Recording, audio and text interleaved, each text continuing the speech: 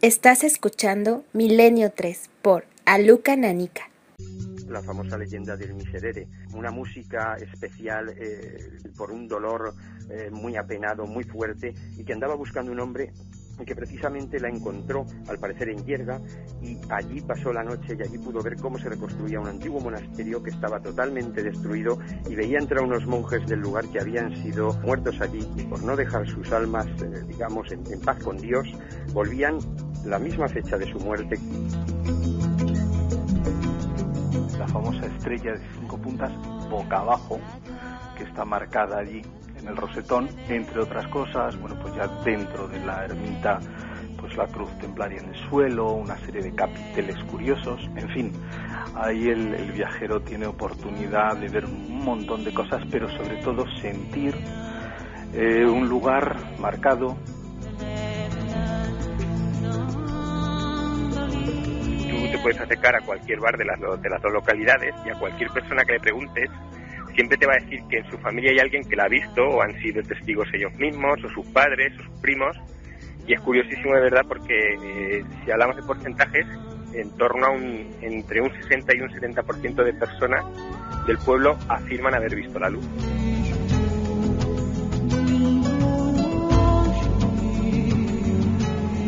Y como tal, como un cruce de caminos, pues también tiene un carácter mágico, un carácter especial, ¿no? Casi todas las historias brujeriles de La Gomera confluyen en este lugar, desde apariciones de brujas que son, digamos, que ahuyentadas por los vecinos utilizando cuchillos, utilizando determinados gestos de las manos o determinados ensalmos o oraciones, hasta la observación de los propios aquelarres en este lugar, ¿no?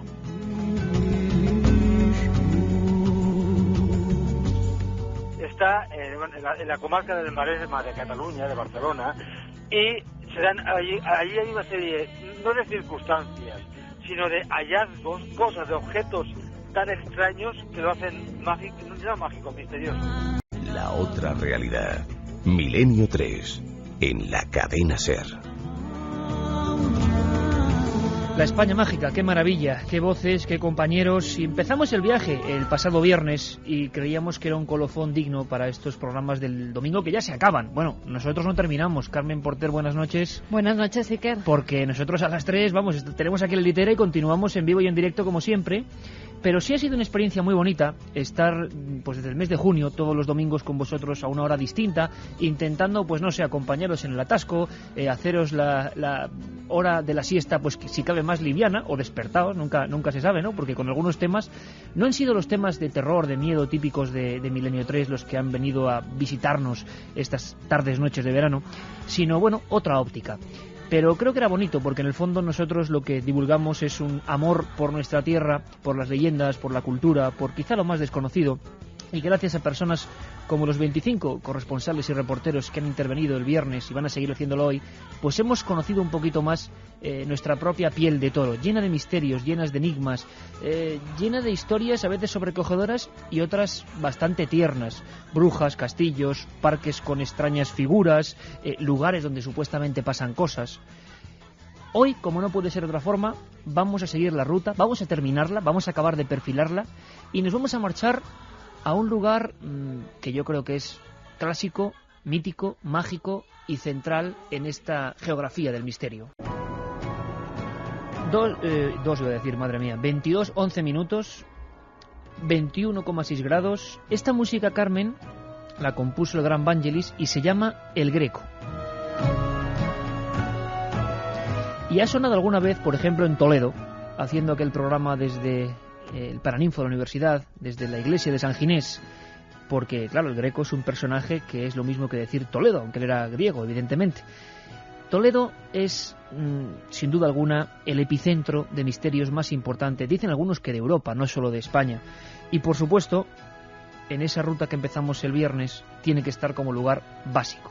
Antes de nada, antes de seguir escuchando corresponsales y especialistas, fue maravilloso la colaboración de tantos oyentes en el 7640 que fueron enseñándonos en cientos de mensajes un montón de historias que no conocíamos y que los investigadores ya están apuntando en sus cuadernos y ya están investigándolas. Así que hoy seguimos, Carmen, en este último programa. Claro que sí, además ya había oyentes que nos escucharon el viernes y algunos han decidido ir hasta yacimientos romanos como el del embalse de Valdecañas y están ahí escuchando el programa, una sensación interesante. ¿Están ahora escuchando el programa desde allí? Carlos de Plasencia, por ejemplo, es lo que nos escribía. 7640, palabra clave, milenio, espacio y como siempre lo que queráis. En este caso, pues nos pueden contar, lo vuelvo a repetir, cosas interesantes de sus pueblos, de sus provincias, del lugar donde veranean o incluso historias que les hayan contado sus abuelos, esas leyendas que siempre quedan en la mente de todos.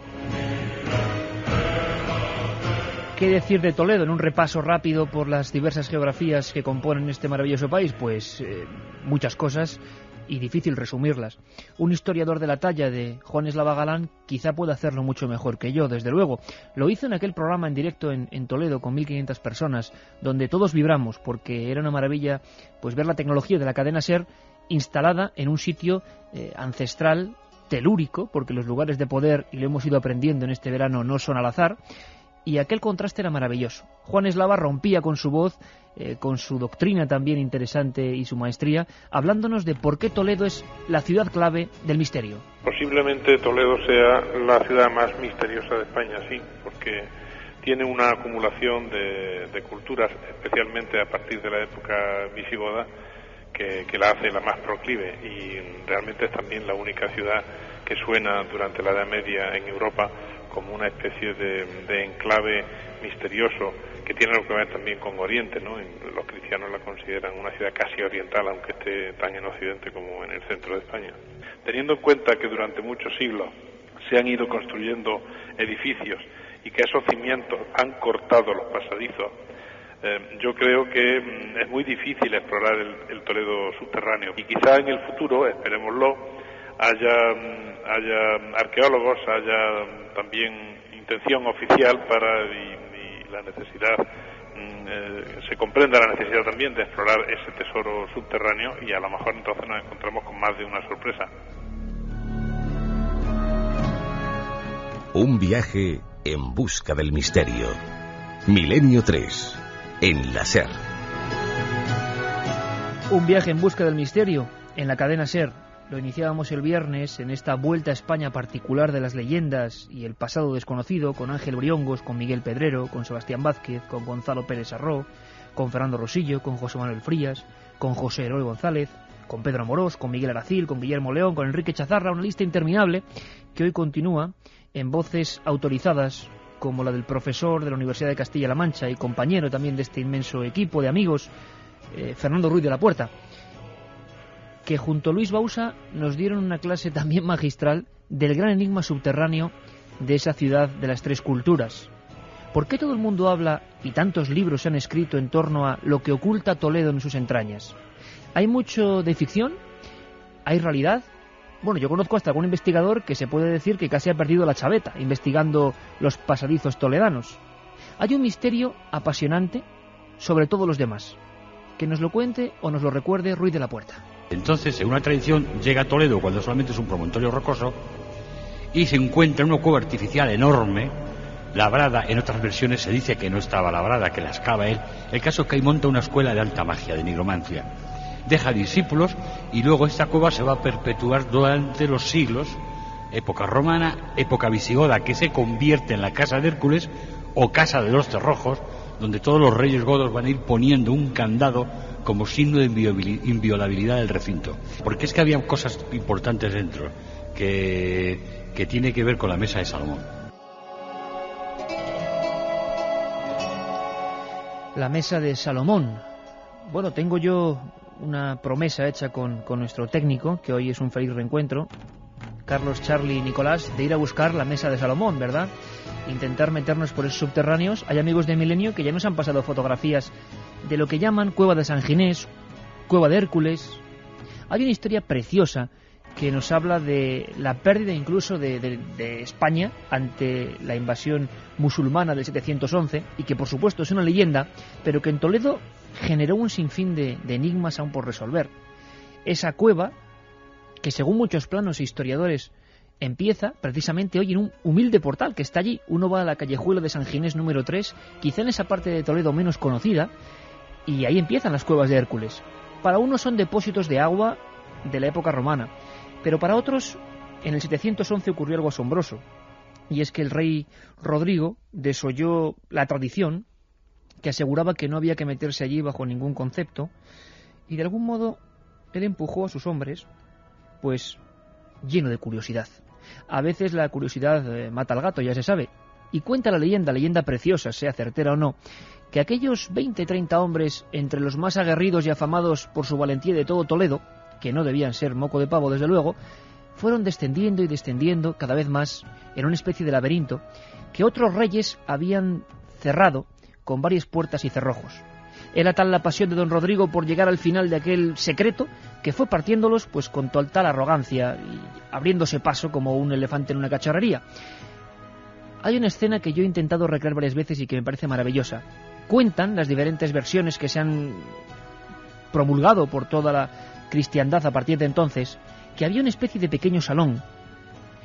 Allí en mitad de la estancia, en una estancia circular, había una arqueta, una especie de cajón que se podía abrir con un simple giro de llave. Y dentro había un tapiz.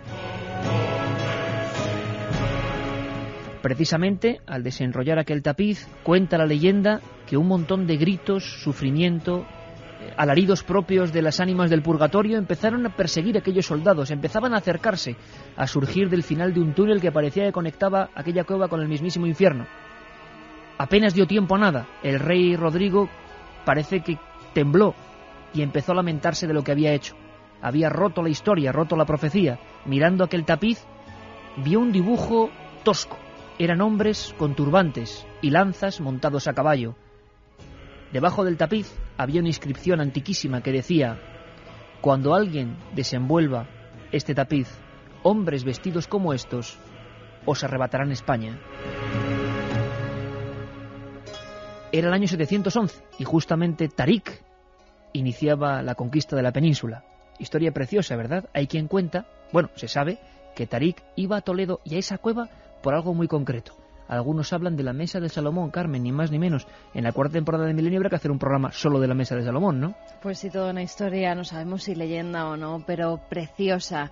Vamos con mensajes que nos llegan al 7640. Por ejemplo, el de un amigo que nos escribe desde Huelva. Nos dice que hay pueblos como Ayamonte, Lepe o Aljara, que donde siempre se ha hablado de brujas, posesiones y otras cosas extrañas. Ajá. En Perales del Río hay un yacimiento romano, pues también hay que ir a verlo. En Yecla, Murcia, tenemos una montaña mágica, el Monte Arabí, lugar de avistamientos ovni y extraños sucesos. Murcia. También hay pinturas rupestres, monterrabí.net. Bueno, pues, donde se pueden ver. Es muy curioso, Carmen, porque lo que aprendimos el viernes en este viaje por cada región, por supuesto que hay gente que puede decir, oye, mi provincia se quedó fuera, es imposible abarcarlo todo, necesitaríamos 20 programas.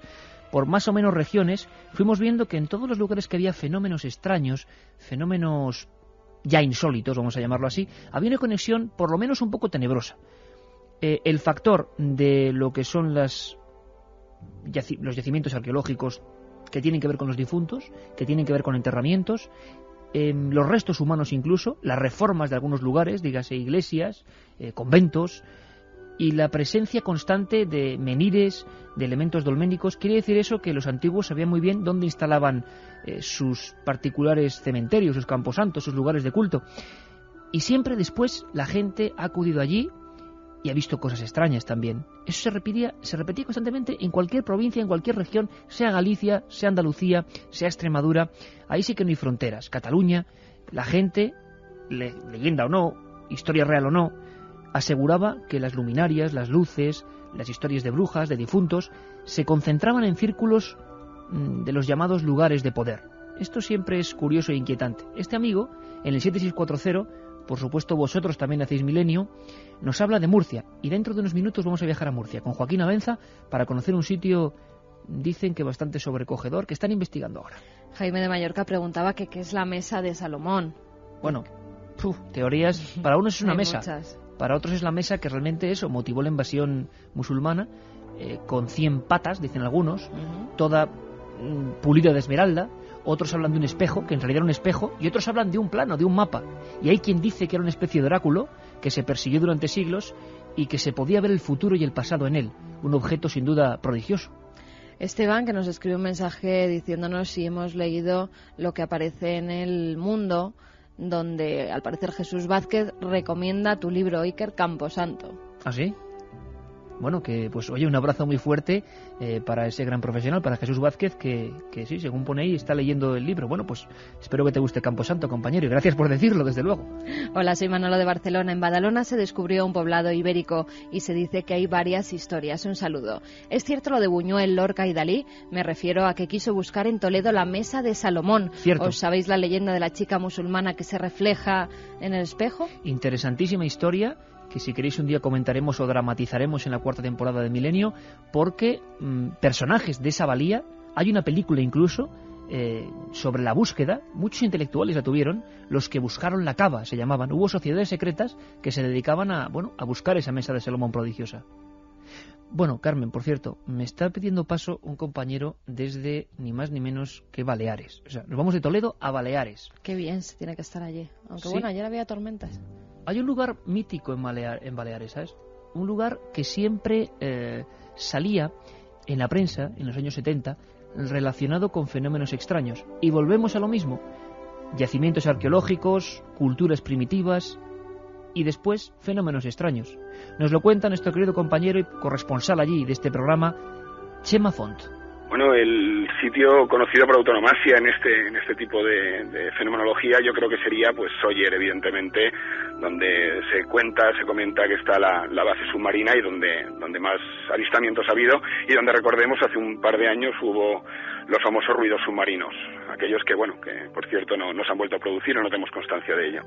Bueno, quizás simplemente mirar lo que siempre tenemos ahí y no nos fijamos y no observamos, que vendría a ser el cielo, ¿verdad? Y el cielo nocturno en esa zona, pues como en casi toda la isla, por lo limpio, el dar al mar, el horizonte, etcétera, es precioso. Y cuando no, simplemente por la belleza del propio lugar. Sóller es un enclave en un valle que ha quedado aislado dentro de la propia isla, si bien ahora hay un túnel que es muy fácil el acceso por carretera, pero simplemente por la preciosidad, por el encanto propio del sitio, vale la pena todo eso, lo que es esa costa, yendo, pues vendría a ser de lo que es a Sóller a Bañalbufar. Quizás podríamos intentar encontrar, no sé, la cueva de las brujas, que se llama en Araro, que no se sabe qué enclave hay, y que sí invitaría a la gente a buscar un poco más sobre esa leyenda en la cual se supone que había una cueva, en la que había unas brujas, había una ciudad. Entraron unos jóvenes del pueblo, estamos hablando evidentemente hace muchísimos años, y desaparecieron dos de ellos, y uno, Rafaelito, sería en castellano, Rafaelet, fue el que luego tuvo la gallardía de explicar lo que había pasado, y ahí se quedó el misterio, ¿no? ¿Estás seguro de todo lo que ves y todo lo que oyes? Milenio 3, Cadena SER, con Iker Jiménez. –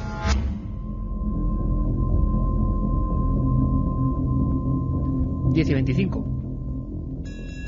Lugar clave, Sóller. Algunas de las fotografías de fenómenos extraños que engrosaron los expedientes del Ejército del Aire cuando hizo una revisión de estos asuntos y se publicó en el año 92, pues eran obtenidas allí, en Sóller. ¿Os acordáis de la historia que alguna vez hemos comentado de un avión de pasajeros de la compañía TAE que aterriza de emergencia en Manises? Bueno, pues desde Sóller, supuestamente, varios grupos de personas fotografiaron aquel fenómeno en una línea recta prácticamente hacia la costa levantina. Y a partir de entonces, por esas casualidades de la vida, el entorno se convirtió en particular lugar de moderna peregrinación. En este caso, lo que se perseguía no era la religión, la aparición mariana, como si era en otros tiempos, sino los ovnis. Curioso cambio de iconos. Vamos a marcharnos con esta música maravillosa que nos pone Charly Nicolás a un lugar precisamente de esto, de ecos, de campanas, de cánticos, a una vieja iglesia que desde luego son las protagonistas del misterio español, porque cuántas historias no se saben en torno a ellas. Fíjate, vámonos a la comarca cántabra, concretamente a una zonita enclavada en pleno corazón de los picos de Europa, donde tenemos historias dignas de ser también anotadas. Y por supuesto, si alguien está cerca, está en Cantabria, está en Asturias, este es un viaje muy recomendable. Nos lo cuenta nuestro compañero Mariano Fernández Urresti. Estamos en enclavados en este instante en el corazón de los picos de Europa. Estamos en la Cantabria occidental, a un pasito tan solo de Asturias, y la belleza es increíble, pero como lógicamente lo que nos interesa es lo mágico, aquí en Liébana hay suficientes ingredientes para hacer un buen potaje mágico. Vamos a destacar 2 lugares y en el segundo de ellos 3 aspectos. Cuando el viajero acceda a la comarca de Liébana tendrá que atravesar el desfiladero de la Ermida. 10 kilómetros antes de Potes debe de girar a la izquierda y llegar a la iglesia, una iglesia preciosa que es la iglesia de Santa María de Leveña. Es una iglesia mozárabe declarada Monumento Nacional desde 1893 y que tiene toda una leyenda a su alrededor, incluso una leyenda de amores. Fue fundada por los condes de Leveña, Alfonso y doña Justa. Dicen que él era del norte y ella era del sur, y por eso hay un tejo y un olivo centenarios plantados allí, pero lo mágico subyace en el interior de la propia iglesia. Hace unos años, haciendo unas obras de restauración, dieron la vuelta al ara del altar y descubrieron que debajo de ese lugar, lo que había, con esa piedra, lo que había debajo era una estela celta, una estela cántabra, era un lugar de culto pagano desde tiempo inmemorial. Y en el momento que se levantaron las piedras, pues se observó que allí había habido asentamiento, pues eso, ancestral, mágico, desde tiempo remoto.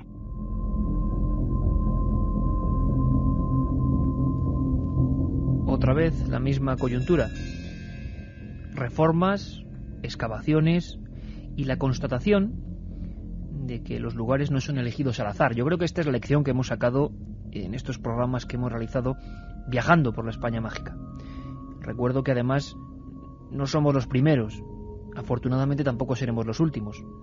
Hablábamos de Méndez Pelayo con los heterodoxos españoles, Sánchez Dragó con Gárgoles y Avidis, Julio Caro Baroja, Las brujas de su mundo, o sea, toda una serie de intelectuales que a su manera y a su forma.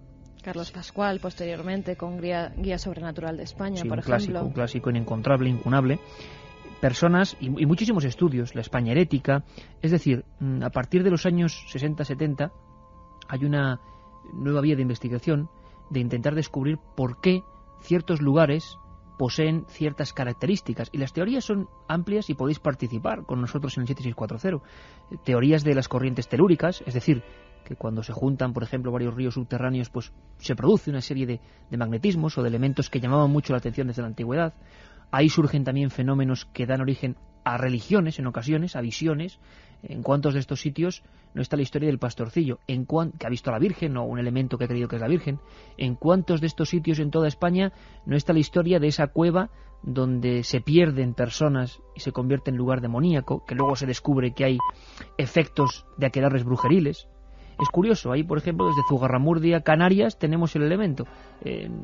Hay miles de kilómetros de distancia, pero la misma forma de actuar y el mismo temor a ese personaje que también sin duda es protagonista de la España mágica, la bruja, la meiga, la jáncana, tantas historias en torno a ellas. Hay un lugar, nos cuenta Mariano Fernández Urresti, nuestro corresponsal en Cantabria, que desde luego merece la pena quedarse con él y pasar unas horas observándolo. A veces hay que no desoír a los guías oficiales, por supuesto, pero sí comprender que son eso, información oficial, y que hay mucha más información heterodoxa que puede ser muy interesante, y cada uno que lo valore como quiera. Vámonos a Santo Toribio de Liébana. Deben de visitar la Cueva Santa, que es una cueva situada en el Monte Biorna, que es donde también está enclavado el monasterio de Santo Toribio de Liébana. Y dentro del monasterio tienen que visitar, por supuesto, el Lignum Crucis, que es el más grande, reconocido por la Iglesia. Se cuenta que fue traído por el obispo de Astorga, tal vez en el siglo V, o otros dicen que en el siglo VI. Tiene 635 milímetros de largo, 393 milímetros tiene el palo horizontal y tiene 38 milímetros de espesor. En 1958 el Instituto de Investigaciones y Experiencias de Madrid analizó la madera, llegó a la conclusión de que era una madera antiquísima, de Cupressus sempervirens, y, como te decía, es el Lignum Crucis más grande reconocido por la Iglesia. Pero este lugar, Santo Toribio de Liébana, tiene también otros 2 ingredientes importantes. Es uno de los lugares fundamentales dentro del cristianismo, porque lo mismo que Roma, Jerusalén o Santiago, el peregrino, cuando realiza la peregrinación a Santo Toribio en año jubilar, que por cierto será el año que viene, que es cuando el 16 de abril, en la fiesta de Santo Toribio cae en domingo, se celebra año jubilar y por tanto se perdonan los pecados. Hay también una puerta del perdón, como en Santiago de Compostela. Son los beatos de Liébana. Probablemente muchas personas hayan visto esas bellas imágenes medievales que ilustran ilustran los comentarios al Apocalipsis que escribió Beato de Liébana en el siglo VIII. Los beatos, que así se han popularizado, pues son sin duda uno de los atractivos mágicos de este lugar que, como te decía, además reúne los ingredientes de una belleza espectacular en el entorno.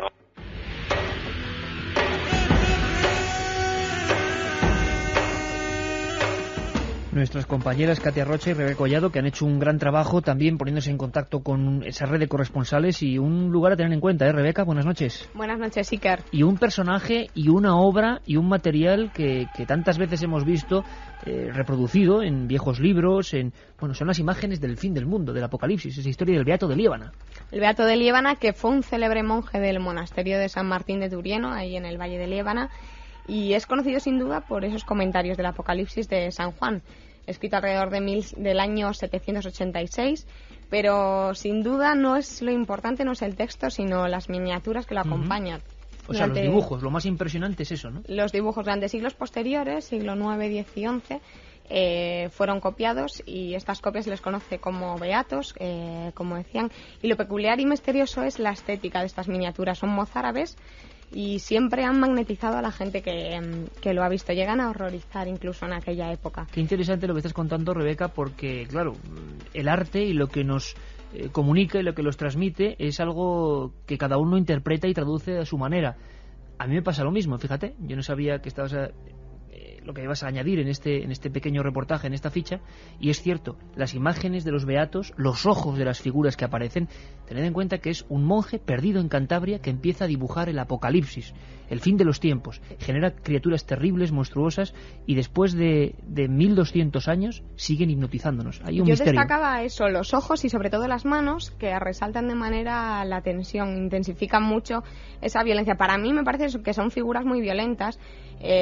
Para mí una de las más inquietantes es la representación del anticristo. Aparece reflejado en esa figura del pequeño subidón del macho cabrío zarandeando a inocentes cristianos que aparecen con aureola. También no menos terroríficas las miniaturas del Cordero Místico, las imágenes del ángel con la séptima trompeta, del Hades, representaciones de la blasfemia o de la bestia. Personalmente el Apocalipsis ya de por sí, que es un libro de la Biblia que todavía hoy sigue inquietando bastante a los creyentes, un libro que quizá no sea de los que más se entienden, pues además verlo acompañado con esta serie de imágenes a mí desde luego me parece terrorífico. A ti y a cualquiera, Rebeca, claro que sí. Además, fíjate esos dibujos que, por cierto, Carmen, nosotros tenemos algún beato, alguna reproducción en casa colgada. Sí. Ojalá tuviéramos algún beato de los originales. Sí, hombre, pero entonces sí, estaríamos no sé dónde, pero porque sería una pieza. Pero fijaos qué curioso, ¿no?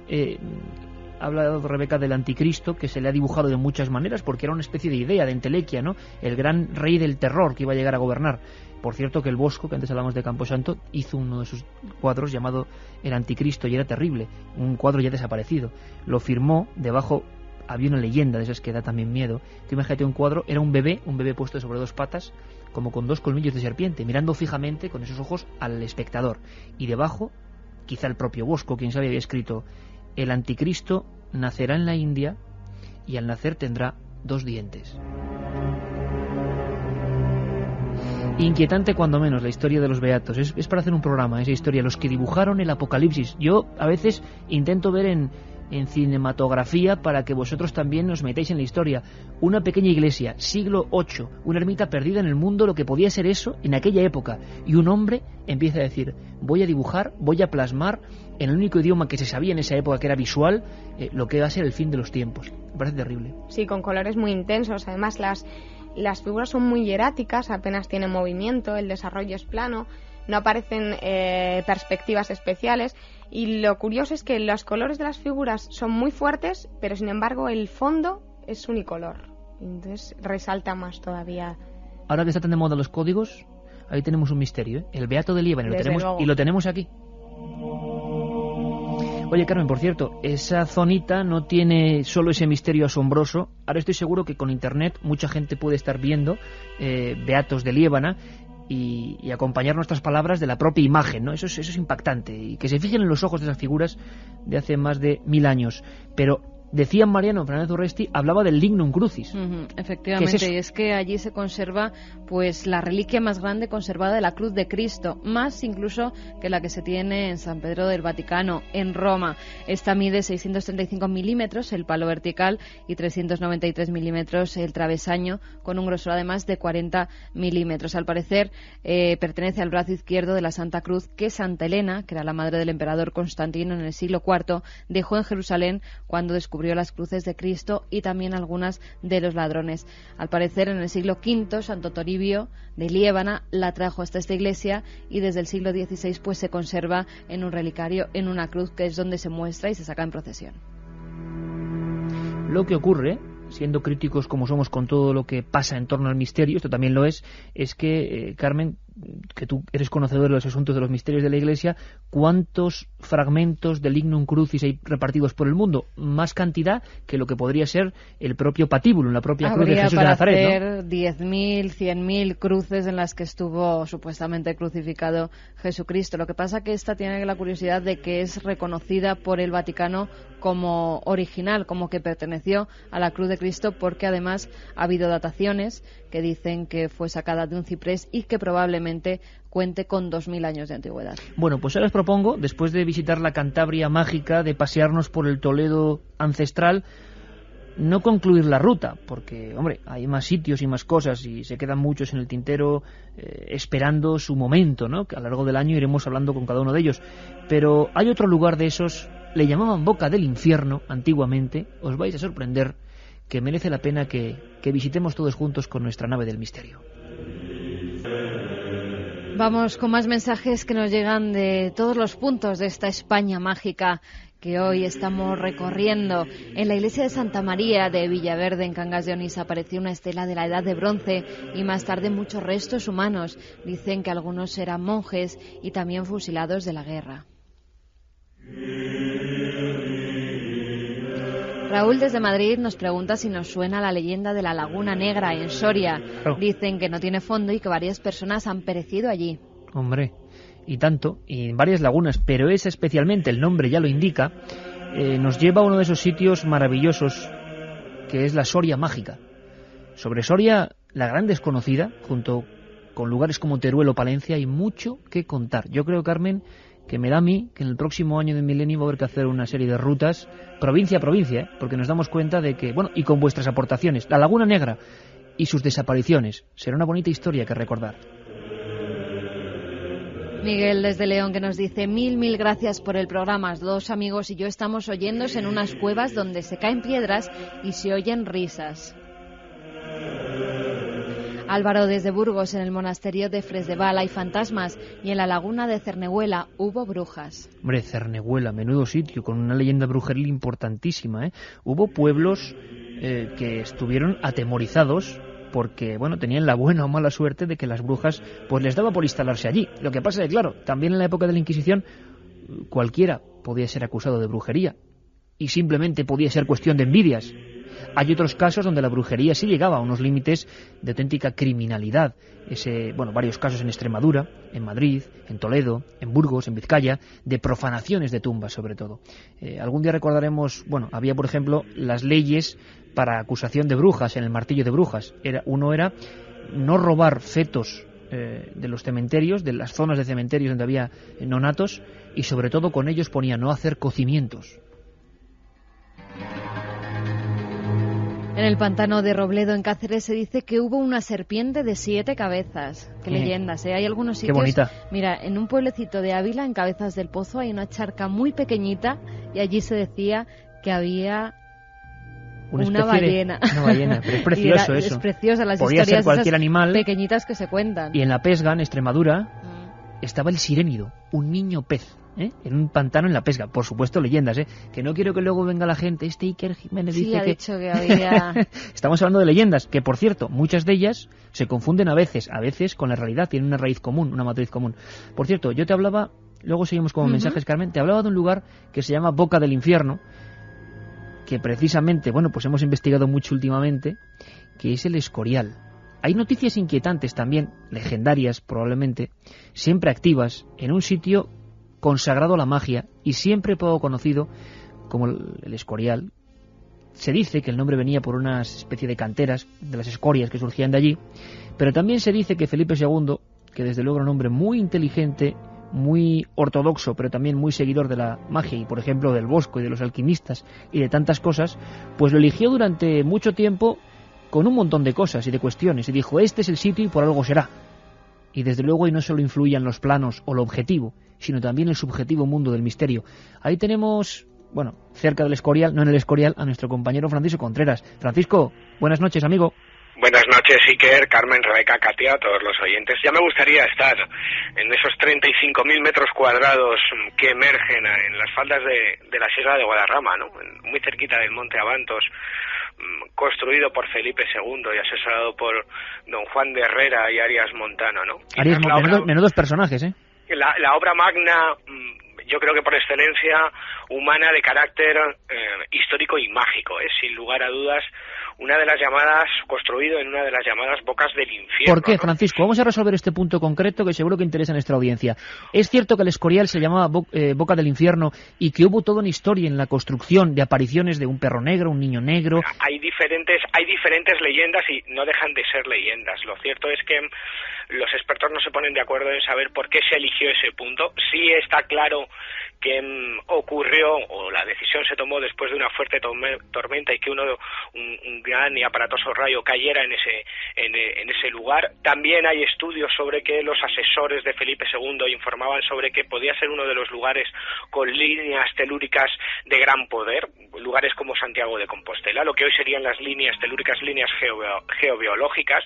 Lo que pasa es que en pleno siglo XVI estamos hablando de la superstición de esas bocas del infierno, esos lugares donde el inframundo se haría realidad. En España hay varios sitios, como es el Pico Sacro en gallego, en el Teide, la Enchaida Guanche o en la calle Barea. Fíjate qué curioso, una casa encantada que está en Barcelona. Y es apasionante, Francisco, observar que en la antigüedad mucha gente, y esto eran los propios alquimistas contratados por Felipe II, se dedicaban a hacer esos planos intentando calcular pues por dónde iban esas líneas de energía, vamos a llamarlo así, ¿no? Exacto, y lo más sobrecogedor es visitar el Escorial y saber que se realizaban y se ponían en práctica toda esa serie de teorías. ¿Por qué? Mira, para todos los oyentes que vayan al Escorial, no solamente van a ver una obra magna de historia, de arte y de cultura, sino que van a visitar un lugar, vamos a ponerlo entre comillas, sensible, energético. Un lugar donde lo imposible, en aquella época, y aún hoy, porque todavía es un lugar de poder, denominado de poder, donde se sienten cosas, bueno, aquellos personajes decidieron plasmar una matemática divina, vamos a llamarlo así. Y y eso se puede apreciar o se puede vislumbrar en los mapas iniciales de la construcción. Mira, todos los oyentes, si cogen los mapas del Escorial, pueden ver dos signos mágicos por excelencia reflejados en los mapas del monasterio. Uno es la doble estrella de 6 puntas, ¿cierto?, el escudo de David, y otro, algo fascinante, que es el pentáculo estrellado de 5 puntas. Para todos aquellos que no lo sepan, el pentáculo es tomado como un talismán para activar las fuerzas del más allá, del inframundo. Es decir, que en el Escorial se reflejó una urbanística, una geometría sagrada, donde se intenta unir el mundo físico, el mundo real, con el mundo espectral, el mundo del más allá. Francisco, y permíteme que te diga una cosa, por si la gente piensa que, por ejemplo, en este caso, esto es exagerado. En el propio Escorial, que nos hemos recorrido últimamente pues muchas veces para hacer ciertos trabajos, pueden ver libros de varios especialistas, algunos de ellos catedráticos universitarios, que hablan del Escorial hermético y mágico y aseguran que todo eso era un intento por parte de Felipe II, trasladado a medidas, por imitar eso que hablábamos al principio, Salomón, el templo de Salomón. Es increíble, ¿no? Hombre, hay una teoría que es fantástica, que es que hubo 2 arquitectos jesuitas a los que Felipe II encargó la construcción o la reconstrucción en planos del templo de Salomón, ¿no? Y es una de las teorías, que se intenta construir el templo de Salomón en lo que es el Escorial, o donde se levanta el Escorial. Pero hay más signos de esa sensibilidad especial en el Escorial. Hablabas de la biblioteca, ¿no? Quizás uno de los mejores reflejos que tenemos ahí es la esfera Armilar sostenida por 4 esfinges del florentino Antonio Sanlucci, ¿no? Pero es curioso para todos los visitantes, la última vez que he ido ya no se puede apreciar, pero bueno, hace varios años los libros que Felipe II iba almacenando y guardando sobre nigromancia, alquimia, astrología, la mejor biblioteca prohibida del mundo. Exacto, más de 45.000 impresos del siglo XV y XVI, nada más y nada menos. Bueno, pues estaban dados la vuelta, es decir, no se veía el lomo donde se pone el nombre o donde se debería poner el nombre del libro, por ejemplo, sino que se veía el canto de las hojas. La versión oficial es que eso estaba para la ventilación de los libros. Curiosamente ahora están todos dados la vuelta, solamente vemos el canto de las hojas, pero hay más señales que indican que el Escorial es algo diferente, especial a cualquier sitio que hay en España. Y es, por ejemplo, las reliquias. El Escorial llegó a albergar más de 7.000 reliquias guardadas en 507 cajas o relicarios por ese afán de protección y de seguridad divina de Felipe II. Incluso las bolas de los torreones estaban todas rellenas de reliquias para luchar contra las grandes tempestades y luchar contra los rayos que caían en la zona. Incluso, bueno, si recorremos las salas podremos ver que en el comedor hay una especie de línea meridiana que recorre todo el comedor y diferentes salas donde, bueno, para algunos hay un reloj solar y para otros lo que hay es una demostración de ese saber astrológico nigromante con las constelaciones y los diferentes horóscopos que se regían, ¿no? Oye, Francisco, llegados a este punto, permíteme, porque la gente, y lo estoy viendo en el 7640, está radiante de qué pasa en el Escorial, lo tenemos tan cerca. Lo que vamos a hacer es, dentro de muy poquito, una ruta por el Escorial, haciendo cosas, enseñando, como se puede enseñar en la radio, cuáles son las claves puntuales, y lo haremos además con nuestros reporteros y contigo, Francisco, con especialistas como Marri Bueno y demás gente que ha estudiado esto en el Escorial, y creo que puede ser un viaje absolutamente iniciático, porque tenemos la biblioteca, tenemos la Torre de los Alquimistas, tenemos las reliquias. Lo dejamos ahí, Francisco, un abrazo muy fuerte, amigo. Un abrazo.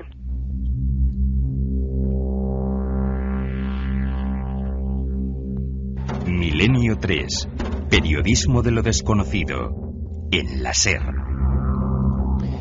Francisco Contreras, nuestro compañero, que siempre cuenta todo con gran vehemencia y bien también añadida de emoción. Hay cosas que la gente no conoce, más extrañas todavía que las que ha contado Francisco, como una hostia incorrupta que solo sacan una vez al año y se puede contemplar una fecha muy determinada. Una sábana santa. Y también una reproducción pequeña de la sábana santa que siempre tenía Felipe II frente a su cama. Yo creo que es uno de los retos del próximo año, ver y sentir todos los enigmas que hay en torno al Escorial, la gran biblioteca de libros prohibidos.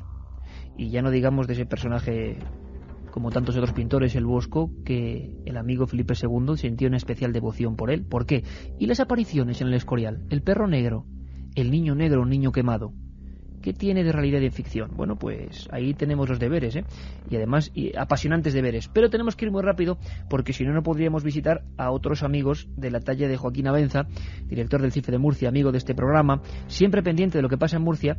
Y yo le dije, Joaquín, yo creo que lo mejor es buscar un sitio no histórico en este caso, sino los investigadores, ¿en qué estáis ahora mismo? ¿Cuál es la zona caliente? ¿Qué está pasando en torno al polémico y extraño pero apasionante mundo del misterio?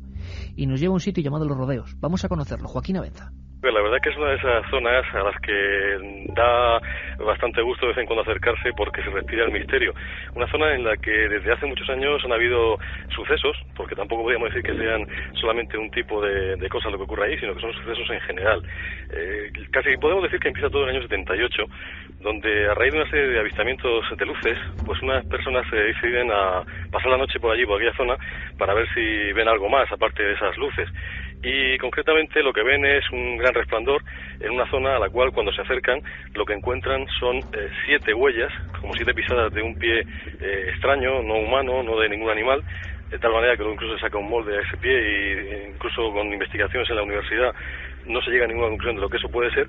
Y eso empieza ahí, pero es que después resulta que esa misma noche parece que hay desapariciones de animales, concretamente de un perro bastante fiero en una granja cercana, lo cual hace ver que no solamente estamos hablando de avistamientos y de supuestos aterrizajes, sino también incluso pues eso que tiene mucho que ver en la ufología, que es la desaparición de animales, rastros de animales, no sabemos con qué fines.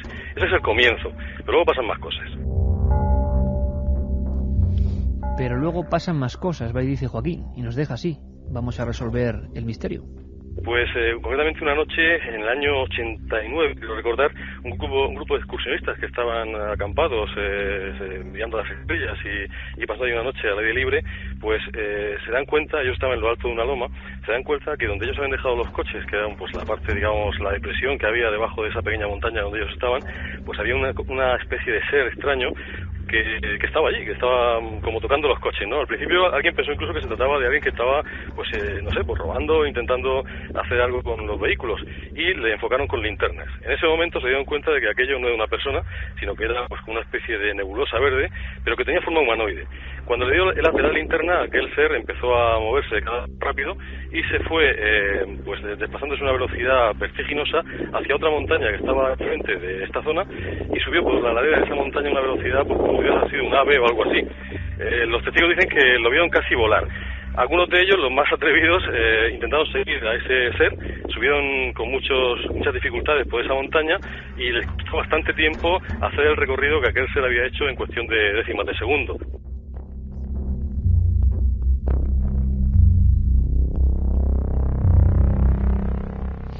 En fin, un sitio digno de ser investigado y digno de ser analizado, ¿no? ¿No crees? Yo creo que ahí están los sitios... Series más curiosas, Claro, tenemos. curiosas. Luego lo dejamos ahí, digamos, en el umbral de las investigaciones pendientes, que imagino que los investigadores irán sacando, irán descubriendo, irán analizando, y irán, por supuesto, dándonos datos con cuentagotas, porque claro, esto a veces se confirma y a veces no.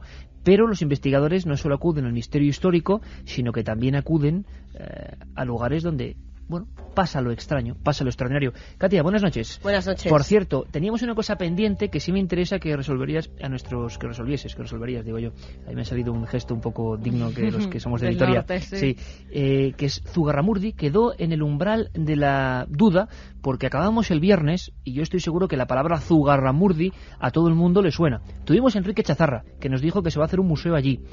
Pero la gente empezó a preguntar sobre si es verdad que habían quemado las brujas allí, si las brujas eran de allí pero las quemaron en Logroño. Bueno, ¿qué sabemos de Zugarramurdi? Sigue siendo un sitio activo y potente. En Internet seguimos encontrando cosas. El tema del misterio, en Internet se puede encontrar 621 entradas de Zugarramurdi como brujas de Zugarramurdi, y sobre todo como turista yo recomiendo visitarlo, porque si veis las fotos en Internet es un sitio realmente espectacular. Espectacular. Además, la Oficina de Turismo de Navarra en su página web hace referencia a como Zugarramurdi totalmente establecido como un sitio de brujas, o sea que es algo reconocido y que ellos mismos en las propias instituciones explotan. públicas, vamos. Efectivamente, las cuevas de Zugarramurdi se encuentran al norte de Navarra, en el Valle de Bazán y justo en la frontera con Francia. Es conocido como el pueblo de las brujas y de los aquelarres. Justo cuando llega el viajero hay un pequeño riachuelo que se llama el Infernuco Erreca. Infernuco Erreca. O regata del infierno, y hay que bajar por una serie de galerías y laberínticos pasillos bastante difícil, o sea, prohibido a las señoritas ir con tacones, y si logras pasar la prueba, pues llegas a la entrada de Sorgin Lece o Macho Cabrío. Hay un prado y justo en la cima de la montaña era donde se celebraban esas aquelarres, que sobre todo las más importantes se reservaban a la noche de los difuntos y a la noche de San Juan. Noche de San Juan, noche de difuntos, ahí tenemos la típica imagen, ¿no?, de las pinturas negras de Goya, la y se aquelarre de las podían brujas. hacer al aire libre o bien dentro de las cuevas, que a mí ojalá me hubiera gustado estar en alguna de ellas. Bueno, eso lo dices ahora, pero luego ya verás. Sí, me hubiera Aquello gustado, tenía que ser a mí el terrible. tema de las brujas me gusta Había mucho. algún debe ser que lo llevo en la sacrificio, sangre. a ver si eras tú la sacrificada. Había Oye, sacrificios. pues a lo mejor en otra vida. Lo dije el viernes, que las pinturas de Goya está claro que lo que se llevaba muchas veces eran fetos muertos para hacer los cocimientos, lo hemos dicho, es verdad. Y o sea, que no era nada tan... Ahora lo vemos romántico, pero debía ser terrible. Bueno, las reuniones de brujas eran un auténtico secreto, hasta que una mujer francesa pues fue de la lengua, llegó a Francia y lo contó todo. Habló de maléficos rituales que hacían estas mujeres en los pueblos, y hasta allí se trasladó un tribunal de la Inquisición en 1610, el inquisidor don Juan del Valle Alvarado, y que era el tribunal de Logroño, y investigó a todas las personas, se entrevistó con vecinos, y salieron más de 300 casos y 300 mujeres casos en Zugarramurdi. Acusadas por delito de brujería. 40 de ellas fueron consideradas como las más peligrosas y fueron llevadas hasta Logroño acusadas de hacer misas negras, de mantener relaciones sexuales con el diablo, aunque el 7 de noviembre de 1610 solamente 6 de ellas, que ya bastantes son, fueron quemadas por la Inquisición. O sea, Katia, vamos a ver, aquí resolvemos una de las dudas que tenía mucha gente, que es que las brujas de Zugarramurdi, célebres donde las haya, no fueron quemadas allí, se llevaron a Logroño. Fueron quemadas en Logroño sí, además delante de todo el mundo. Hoy en día en Zugarramurdi queda el escenario de los aquelarres, la llamada Catedral del Diablo, y allí sigue habiendo un montón de leyendas que se transmiten. De hecho, si vais a los pueblos cercanos a Zugarramurdi, incluso la aldea que hay allí, en la puerta de las casas suele haber una cruz hecha con 2 ramitas de fresno o un ramo de laurel bendecido a un ladito para que las brujas no entren en las casas.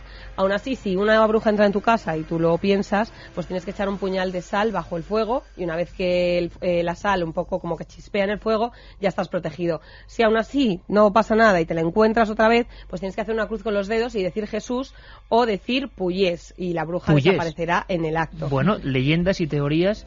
Cuando uno va, por ejemplo, al mundo islámico, a países como hemos estado, Argelia, Túnez, Egipto, tú ves que en las puertas es la mano de 5 dedos, y la historia de la bruja islámica del Dijin es exactamente lo mismo. Gracias, Katia, por ese repaso. Recomendamos un libro, Las brujas y su mundo, de Julio Caro Baroja, de Alianza Editorial, que cuenta toda la historia perfectamente. Un clásico. Pues hemos resuelto esa duda de Zugarramurdi que teníamos acumulado del viernes, y que nos preguntaban si las brujas realmente fueron masacradas allí. Primero, no fueron tantas. Segundo, fueron trasladadas a otro sitio, y muchos hablan que además lo que hubo fue una cantidad tremenda de rencillas personales, nada de brujería. A veces estas pobres mujeres, pues eran acusadas de cosas que no habían hecho, simplemente pues el mundo de la herboristería, que hoy sería tan inocente, ¿no? Iván y Carlos, amigos de Tarragona que están en Asturias y que mañana mismo se van al monasterio de Santo Toribio. Claro que sí, nos gusta promulgar este turismo misterioso legendario. En el Escorial hay un cuadro de la Santa Cena con 13 personajes, nos dice Paco desde Madrid. Estuve el jueves pasado en el Escorial y me impresionó mucho estar en las habitaciones de Felipe II. Quique desde Valencia nos lo decía. Pasaron muchas cosas en esas habitaciones, por cierto. Me llamo Juanma, en mayo estuve en el monasterio de Arlanza con unos amigos, era de noche y al subir a la torre sentimos que no estábamos solos. El monasterio de San Pedro de Arlanza, muchas cosas sobre ese punto neurálgico del misterio en Castilla. Un saludo a Josep de Barcelona, que nos escucha desde el hospital, que le hacemos mucha compañía y mucha fuerza para superar esa enfermedad que tiene. Claro que sí. Bueno, compañeros, os dejamos con las noticias para estar muy bien informados y volvemos a las 3 de la madrugada. Un abrazo.